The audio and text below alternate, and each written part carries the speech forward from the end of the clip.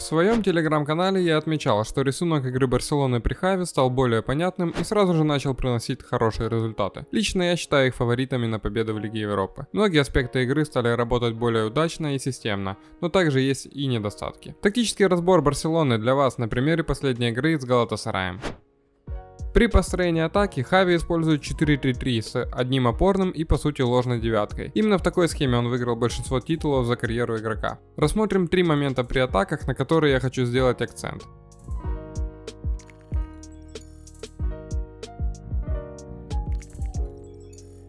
Первое. Абамеянг очень часто открывается в недодачу, ложной девяткой, уводя за собой игрока защиты. В образовавшуюся зону всегда пытается ворваться один из инсайдов, Де Йонг или Педри в этом матче. Если же за Абамеянгом никто не идет, он может сам развернуться и начать атаку. В другом случае он просто сыграет в одно касание на любого из партнеров перед ним. Также обратим внимание на крайних нападающих, которые всегда держат самую широкую точку, но об этом я отмечу позже. Здесь было видно, как открывался Фрэнки Де Йонг, но ситуация не позволяла ему отдать. Здесь за Абамеянгом никто не пошел, поэтому у него было достаточно пространства, чтобы развернуться, и в конце концов Барса оказалась возле чужой штрафной. А в этом моменте, за счет игры на третьего, элемент от которого невозможно защититься, по мнению Гвардиолы и Хави, подробное видео об этом с русскими субтитрами вы найдете на моем канале в Patreon, появилась возможность вывести голландца 1 в 1, но подвела его реализация.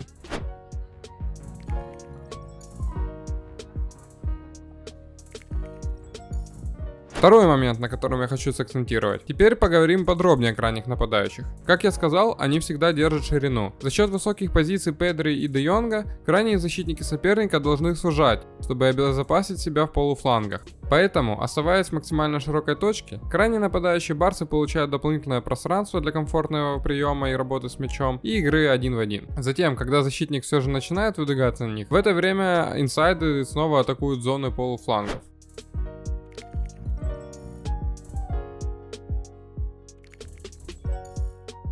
И третий момент, на котором хочу сакцентировать. При своей атаке Барселона всегда правильно и сбалансированно занимает позиции, чтобы иметь хорошие шансы для взятия ворот и чтобы предотвратить контратаку соперника. На стоп-кадре мы видим, что тройка игроков всегда идет в штрафную зону. Педри, Абамеянг, Де Йонг. А остальные не смотрят футбол, а сокращают расстояние к игрокам соперника до минимального, что помогает затем в моментальном возвращении мяча. Такие же требования в современном футболе используют все топ-клубы и топ-тренера. Смотрите мое предыдущее видео на эту тему.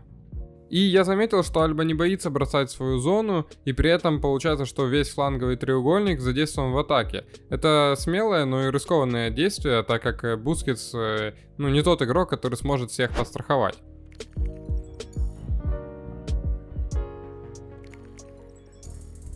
И теперь давайте вспомним все эти 3 действия при построении атаки, которые игроки Барса системно выполняют. Идет открывание ложной девятки Абамеянга, Педри за счет своей позиции сузил крайнего защитника соперника, и Ферран Торрес в широкой точке получает достаточно пространства для принятия мяча. Альба не боится оставить своего игрока и делает забегание, при этом оставляя зону. И затем Педри получает мяч в полуфланге, как и открывался до этого, и показывает, почему получил награду Golden Boy. Все, о чем я говорил ранее, присутствовало в этом взятии ворот. Поверьте мне, это не случайность, игроки понимают, как и когда им нужно действовать.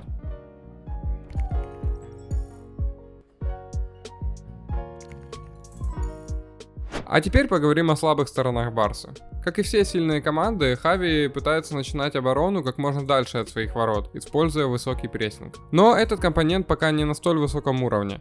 Явный пример, где Фрэнки Де Йонг неправильно оценил ситуацию, и за счет высокой линии защитников Галатасарай имел 100% шанс забить гол. Мы все понимаем, что это Галатасарай, не топ-команда. На уровне Лиги Чемпионов за это сразу бы наказали. Поэтому высокая линия с небыстрым Пике и невысоким для верховой борьбы Эриком Гарсией в этом матче, давали о себе знать. И именно после этой атаки Галатасарай заработал угловой, с которого открыл счет в этом матче. Еще одна проблема — это брак Абамеянга при игре ложной девяткой. На такой позиции, конечно, бы не помешал Месси. Тут нужно четко понимать, когда нужно отыграться, а когда у тебя есть пространство за спиной, и тебе стоит разворачиваться с мячом, потому что защитник не пошел за тобой. Вот этот микромомент, его не так просто чувствовать, поверьте, и не все игроки обладают им. Мне кажется, профайл Абамеянга больше подходит для контратакующей игры, но я уверен, что с каждой игрой он будет прибавлять. И ведь самое главное от него то, что он нападающий, и он должен забивать голы. И вот я хочу вам показать, что его победный гол — это тоже четкое понимание игроков, системно отработанные действия. Игроки понимают, куда и кому нужно бежать при атаке. Педри получает мяч в квадрате. Опять же, если вы посмотрите видео с мастер-классом Хави, он постоянно говорит об этой зоне. Защитник снова узко, и Ферран Торрес снова получает мяч в пространстве. Альба поджимает и поддерживает атаку одновременно. Остальные игроки соблюдают баланс. Трое в завершении, другие контролируют подбор. И хочу отметить, что сразу и те, и другие участвуют в голе. Бускетс на подборе пробивает, а затем все трое игроков, находившиеся в штрафной, по очереди участвуют во взятии ворот. Подписывайтесь, чтобы не пропустить новые видео, а также пишите свой комментарий, кого вы считаете фаворитом в Лиге Европы. Спасибо за внимание.